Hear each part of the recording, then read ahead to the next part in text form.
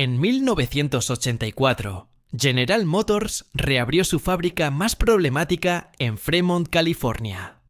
La misma planta que había cerrado 2 años antes por ser la peor instalación de toda la empresa. El ausentismo superaba el 20%. Las huelgas eran constantes. Los coches salían del final de la línea sin poder arrancar por su propia cuenta. Y la reabrieron con los mismos trabajadores. No llegó ningún equipo de élite desde Japón. No trajeron ingenieros seleccionados a dedo. Recontrataron al 85% de los empleados que habían despedido, incluyendo a los activistas sindicales más conocidos, incluyendo a algunos de los ausentistas más crónicos. 18 meses después, esa fábrica producía los vehículos con mejor calidad de toda Norteamérica. Mismo edificio. Mismo sindicato. Misma gente. ¿Qué cambió? Esa pregunta tiene una respuesta.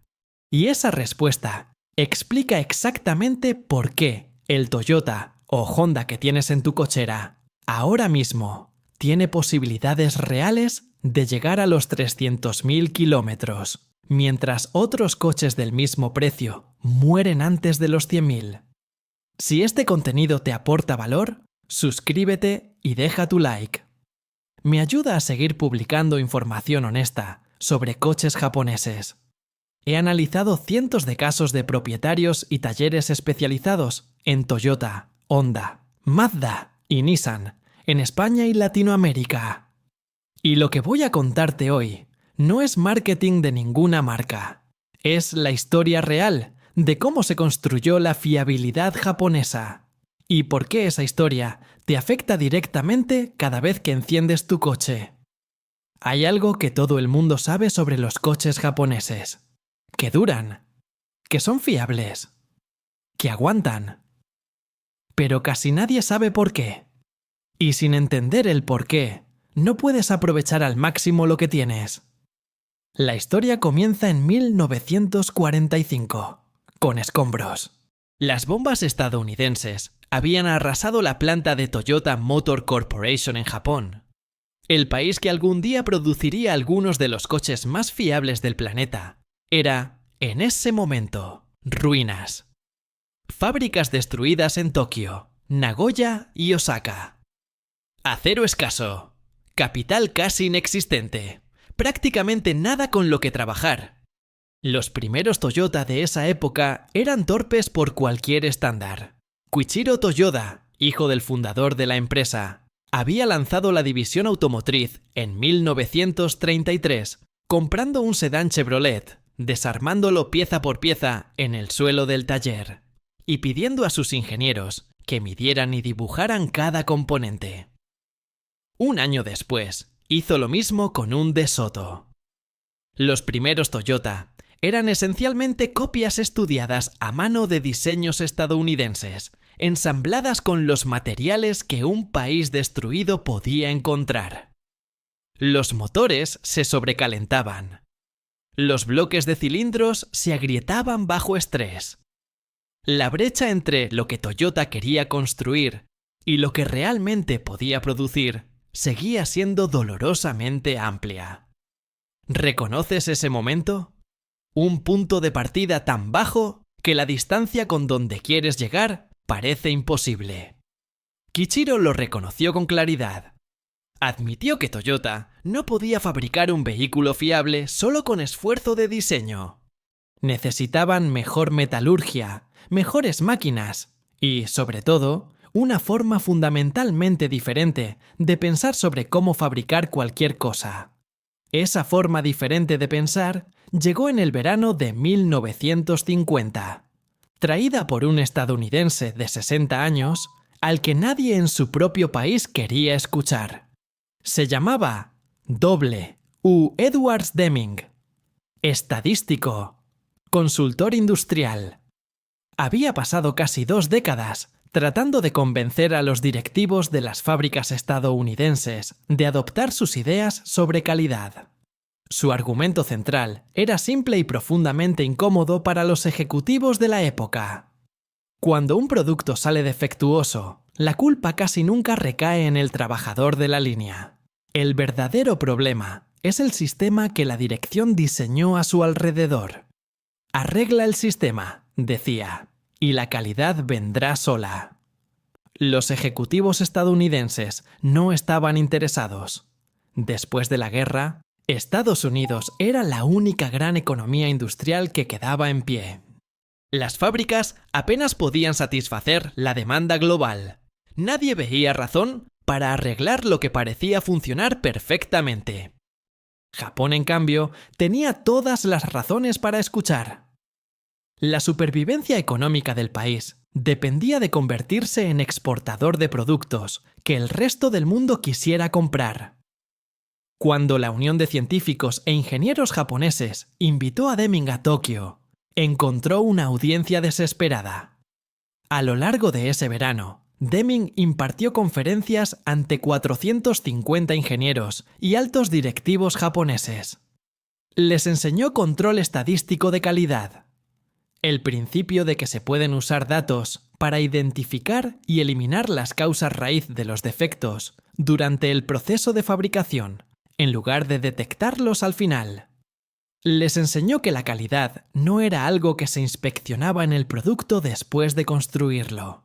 Era una responsabilidad de la dirección entretejida en cada etapa de la producción. Si el canal te está siendo útil, suscríbete. Cada semana publico información que los fabricantes y talleres prefieren que no conozcas. Lo que sucedió después sorprendió al propio Deming. Las empresas japonesas no simplemente adoptaron sus ideas, las internalizaron. Las expandieron de maneras que él nunca había anticipado. Construyeron filosofías corporativas enteras alrededor de principios que Deming solo había esbozado. En una década, la transformación era visible en industrias enteras.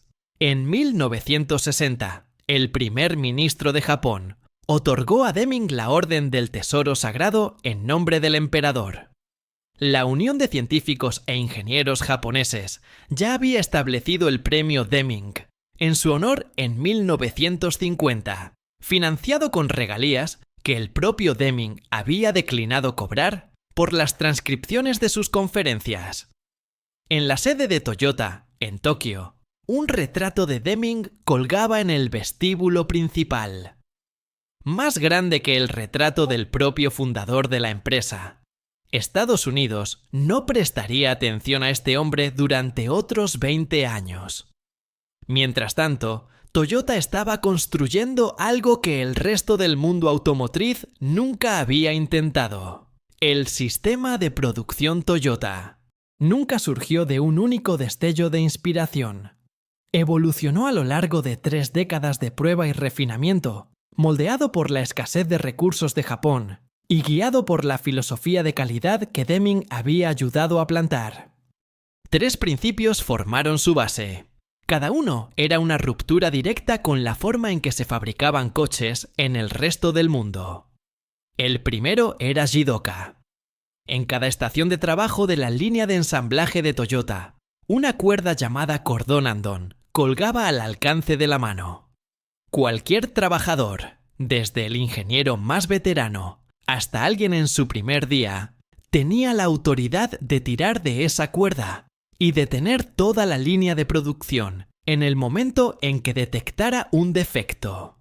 La línea no se reiniciaba hasta que el problema fuera identificado, comprendido en su causa raíz y corregido. Eso era exactamente lo opuesto a cómo operaban las fábricas en Detroit.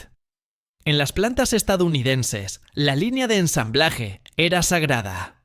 Nunca se detenía.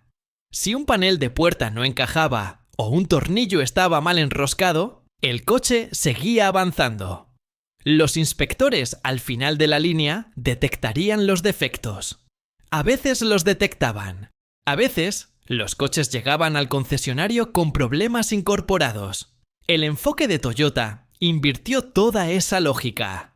Arreglar ahora. Evitar que ese problema vuelva a aparecer jamás. Piensa en lo radical que era eso en los años 50.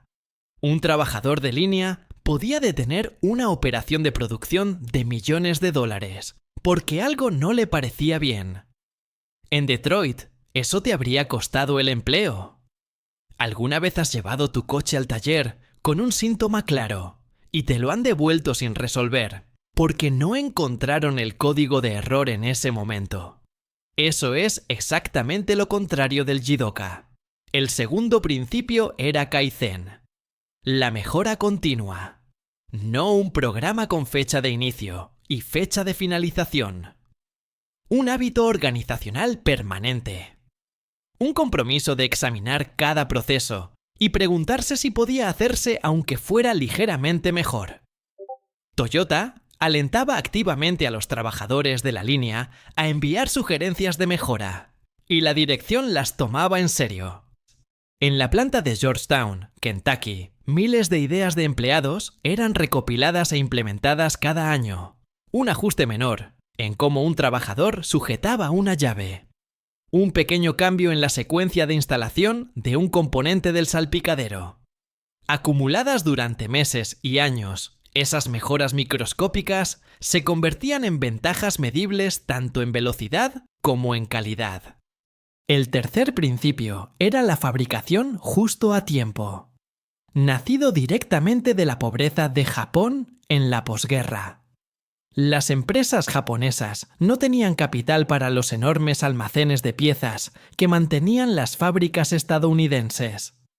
Toyota desarrolló un método de producir y entregar componentes solo cuando eran necesarios, en cantidades exactas y en el momento preciso en que se requerían. Eso eliminaba el desperdicio, reducía costes y creaba una coordinación extraordinaria con los proveedores. Si un proveedor se retrasaba o enviaba un lote defectuoso, todo el sistema lo sentía de inmediato. Los problemas salían a la superficie y se corregían más rápido de lo que cualquier modelo tradicional podía gestionar. Pero debajo de esas tres técnicas, había algo mucho más difícil de copiar de un libro de texto. En la manufactura japonesa existe un concepto llamado Yenchi Genbutsu. Ve y compruébalo tú mismo. Los ingenieros de Toyota no dependían de informes de segunda mano. Caminaban hasta la planta y observaban el proceso con sus propios ojos. Antes de lanzar la Toyota Tacoma en el mercado estadounidense, los ingenieros condujeron prototipos por terrenos remotos y exigentes en el oeste de Estados Unidos. Querían saber exactamente cómo se comportaría la camioneta en el mundo real, no como se veía en una hoja de especificaciones. Japón es un país donde la red de trenes emite disculpas públicas formales por retrasos de 5 minutos. Un autobús que se retrasa se trata como un fallo sistémico que requiere análisis y corrección. La precisión, la responsabilidad y la atención al detalle son normas entretejidas en el tejido de la vida cotidiana japonesa. Y esas normas viajan directamente a las plantas de fabricación. Durante décadas, nada de esto importaba al comprador medio de coches en Estados Unidos o Europa. Japón perfeccionaba en silencio su enfoque. El mundo no prestaba atención. Entonces, llegó 1973, y todo cambió en 72 horas. La OPEP impuso su embargo petrolero. Los precios del combustible se cuadruplicaron en cuestión de días. Las gasolineras en todo Estados Unidos se quedaron sin suministro. Filas de coches se extendían por manzanas enteras.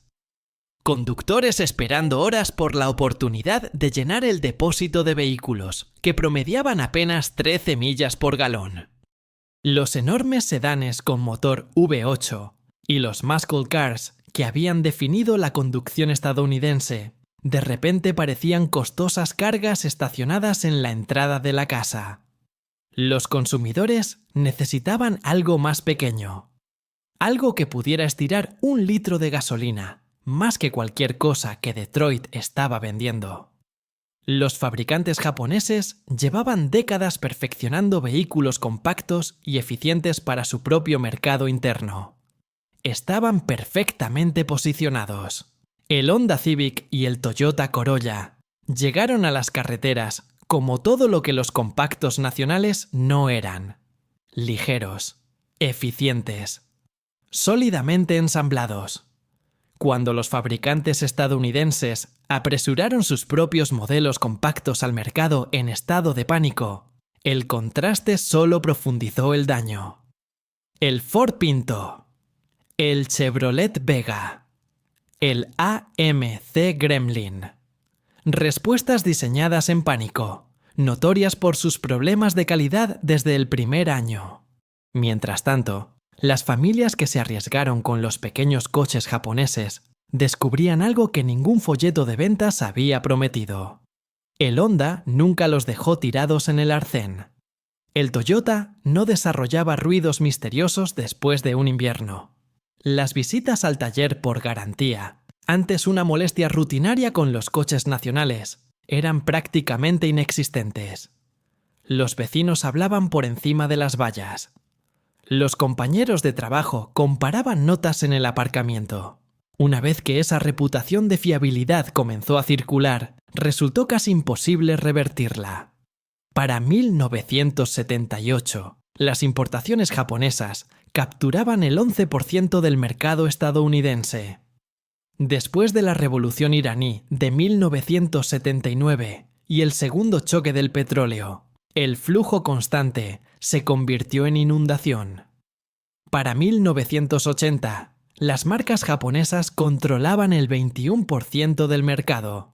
Japón había superado a Estados Unidos en producción total de automóviles por primera vez en la historia. Y entonces llegó el experimento que nadie había intentado nunca. Volvemos a Fremont, California. A la fábrica más problemática de General Motors. A los mismos trabajadores que habían hecho de esa planta un símbolo del fracaso industrial. En 1984, General Motors y Toyota firmaron un acuerdo para reabrir esa fábrica bajo un nuevo nombre: NUMI, New United Motor Manufacturing Incorporated. Toyota aportó $100 millones y la gestión del proceso. General Motors aportó el edificio y otros 100 millones. Toyota nunca trajo un equipo seleccionado desde Japón. Recontrataron al 85% de los mismos empleados despedidos, los mismos activistas sindicales, los mismos ausentistas crónicos, la misma gente que había construido los coches más malos de toda la historia de General Motors. Los resultados llegaron rápido. El ausentismo cayó del 20% a menos del 4%. Los defectos por cada 100 vehículos se desplomaron de 135 a 45. Las horas de trabajo para ensamblar un vehículo bajaron de 31 a 19. En meses, NUMI producía calidad que igualaba las plantas de Toyota en Japón. Mismo edificio, mismo sindicato, misma gente. ¿Qué cambió entonces? Todo el entorno a su alrededor. La filosofía de dirección. Las estructuras de equipo. La expectativa de que cualquiera podía detener la línea para señalar una preocupación. El entendimiento de que las sugerencias desde la planta realmente serían escuchadas. General Motors tuvo un asiento de primera fila para toda esa transformación. Rotó aproximadamente 16 directivos por NUMI cada año. Envió delegaciones a Japón. Documentó cada proceso con detalle exhaustivo. Y no pudo replicarlo. Cuando esos directivos que regresaban intentaron implementar las prácticas en otras plantas, chocaron contra muros de resistencia. Los mandos intermedios veían los cambios como amenazas. Los trabajadores de otras plantas no habían pasado por el trauma del cierre y no sentían urgencia por cambiar. La cultura burocrática acumulada durante décadas rechazó el sistema Toyota como un cuerpo rechaza un trasplante incompatible. General Motors lo intentó. La división Saturn, lanzada en 1985, como un intento desde cero de construir lo que la empresa llamó un tipo diferente de compañía automotriz, mostró promesas reales. Modelo de producción basado en equipos. Experiencia en el concesionario sin regateo. Durante un periodo breve, Saturn generó el tipo de lealtad del cliente que rivalizaba con las marcas japonesas. Pero la política corporativa dentro de General Motors privó a Saturn de la inversión y la autonomía que necesitaba para evolucionar. La marca fue absorbida gradualmente, de vuelta a la estructura más amplia. Perdió su identidad. Fue descontinuada silenciosamente años después. Para 1998, 15 años completos después de que NUMMI abriera sus puertas, General Motors todavía no había logrado implementar la manufactura eficiente en sus operaciones más amplias de manera consistente. General Motors, que había sido el mayor fabricante de coches del planeta durante 77 años consecutivos, se declaró en bancarrota en 2009. Toyota, en esos mismos 25 años, había construido una docena de plantas en Norteamérica. Honda había abierto su planta en Marysville, Ohio, en 1982. Nissan había abierto en Smyrna, Tennessee, en 1983. Estas empresas no solo enviaban coches desde Japón, construyeron fábricas, contrataron trabajadores locales, los capacitaron con los mismos sistemas y estándares que habían ganado la reputación japonesa.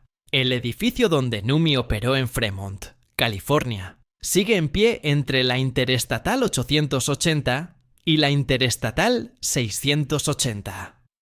Los coches siguen saliendo de la línea dentro de esos muros. Pero el nombre en los vehículos ahora dice Tesla. La fuerza laboral ha crecido de 5.000 a más de 22.000 empleados. La tecnología es diferente. La empresa es diferente. El mercado ha cambiado de maneras inimaginables en 1984. Pero la pregunta que ese edificio hizo posible responder en 1985, si la misma gente puede producir resultados radicalmente distintos con un sistema diferente, sigue siendo la más importante de la manufactura moderna. El 24 de junio de 1980, la cadena NBC emitió un documental llamado Si Japón puede, ¿por qué nosotros no? Presentó a W. Edwards Deming al público estadounidense por primera vez. Deming tenía 80 años. Había pasado 3 décadas viendo cómo sus ideas transformaban la economía de toda una nación, mientras su propio país lo trataba como una nota al pie. Después de la emisión, las corporaciones estadounidenses empezaron a devolverle las llamadas. Ford lo contrató. También Xerox, Procter & Gamble y AT&T. Deming siguió enseñando hasta 10 días antes de su muerte. En diciembre de 1993, a los 93 años. Nunca dejó de creer que la industria estadounidense podía igualar lo que Japón había logrado. Hay una pregunta que los académicos y los ingenieros llevan 40 años intentando responder sin éxito completo. Si el sistema de producción Toyota está tan exhaustivamente documentado, si sus principios se enseñan en todas las grandes escuelas de negocios del planeta, si los competidores de todo el mundo han gastado miles de millones intentando replicarlo, ¿por qué los fabricantes japoneses originales siguen terminando en la cima de cada estudio de fiabilidad año tras año? Porsche adoptó elementos del sistema Toyota en los años 90 y atribuye esa decisión a haber sacado a la empresa del borde del colapso financiero. Ford contrató al propio Deming en 1983 y usó sus enseñanzas para desarrollar el Ford Taurus, que se convirtió en uno de los sedanes más vendidos de la historia automotriz estadounidense.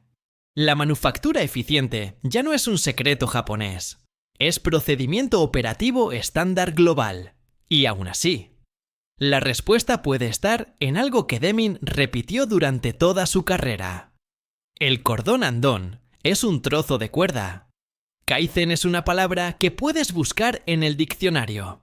Justo a tiempo es un método de programación logística. Cualquier fábrica puede instalar esas herramientas en semanas. Lo que no se puede instalar en ningún plazo es la cultura que les da significado. La convicción compartida en todos los niveles de la organización, desde la línea de ensamblaje hasta la sala de juntas, de que la calidad no es un departamento con presupuesto, ni una casilla en un formulario de auditoría. Es una forma de abordar cada decisión, desde el grado del acero en un cigüeñal, hasta la tolerancia en un sello de puerta, desde la formación de un trabajador nuevo hasta el respeto que se muestra cuando ese trabajador plantea una inquietud. GM tuvo acceso a todas las herramientas de Toyota durante los años de NUMMI. Lo que no pudo trasplantar fue la cultura organizacional profunda que hacía que esos procesos funcionaran como estaban pensados. Hay algo más que explica por qué la fiabilidad japonesa se ha mantenido, y tiene menos que ver con cómo fabrican los coches y más con lo que eligen no cambiar. Los fabricantes japoneses tienden a seguir un camino más mesurado en la innovación. La familia de motores AR de Toyota sirvió a vehículos que iban desde el Camry hasta el Highlander durante más de una década. La arquitectura fundamental se mantuvo estable mientras cada generación abordaba problemas conocidos, mejoraba materiales y construía sobre una base bien probada en lugar de descartar la plataforma por algo sin probar. Eso tiene consecuencias directas para ti como propietario. Cuando una plataforma de motor permanece en producción durante múltiples años y líneas de vehículos, las piezas de repuesto se vuelven ampliamente disponibles. Los mecánicos independientes en todo el país se familiarizan profundamente con el comportamiento de esa plataforma. Los costes de reparación disminuyen. El tiempo de diagnóstico se reduce. ¿Has notado alguna vez que cuando llevas un Toyota o Honda a cualquier mecánico independiente de tu ciudad, saben de inmediato qué tiene y cómo arreglarlo? Es el resultado directo de décadas de estabilidad de plataforma, que genera conocimiento acumulado en toda la cadena de servicio. Los datos actuales confirman que ese patrón se mantiene. En las encuestas más recientes de fiabilidad, Lexus lidera todas las marcas automotrices, con solo 135 problemas por cada 100 vehículos. Toyota le sigue con 147. El promedio de toda la industria está en 190. En costes anuales de mantenimiento, los propietarios de Honda pagan aproximadamente $428 al año. Los de Toyota, alrededor de 441. El promedio de todas las marcas es 652. Esos números no son de un año favorable. Los fabricantes japoneses llevan décadas en las primeras posiciones de fiabilidad de forma consistente. ¿Y qué significa todo eso para el coche que tienes ahora mismo? Significa que la fiabilidad de tu Toyota, Honda o Mazda no es suerte. Es el resultado directo de una decisión tomada hace 70 años, en una fábrica en ruinas en Japón, refinada durante décadas de disciplina y transmitida a cada motor que lleva esas marcas. Pero hay algo que ningún sistema de producción puede hacer por ti. El sistema de Toyota puede construir un motor que dure 300.000 kilómetros. Solo tú puedes decidir si lo mantienes de la forma que merece. Y la diferencia entre un Toyota que llega a esa cifra y uno que muere antes de los 150.000 está casi siempre en las decisiones de mantenimiento del propietario, no en el motor. ¿Cuándo fue el último cambio de aceite de tu coche? ¿Cuándo revisaste los filtros? ¿Cuándo miraste por última vez la presión de los neumáticos? Esas preguntas tienen respuestas que el sistema de producción Toyota no puede darte. Solo tú puedes. Deming tardó 30 años en ser escuchado. Tú tardas 30 segundos en suscribirte. Hazlo si este canal te está aportando algo real.